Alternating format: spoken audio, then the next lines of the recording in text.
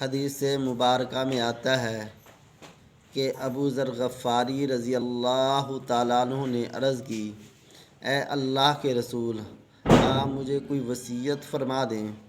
تو پیارے محبوب نبی کریم صلی اللہ علیہ وسلم نے ارشاد فرمایا کہ اگر کوئی گناہ سرزد ہو جائے تو اس کے فوری بعد کوئی نیکی کر لیا کرو تاکہ گناہ کی نحوست ختم ہو جائے۔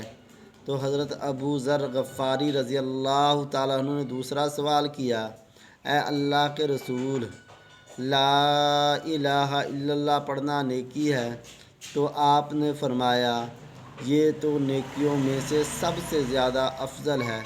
تو اللہ تعالیٰ ہمیں ہر طرح کی برائی سے بچنے کی توفیق عطا فرمائے، اور اگر کسی غلطی سے یا شیطان کے بہکاوے سے یا غفلت کی وجہ سے گناہ ہو جائے تو اللہ اس کے فوری بعد ہمیں نیکی کرنے کی توفیق نصیب فرمائے۔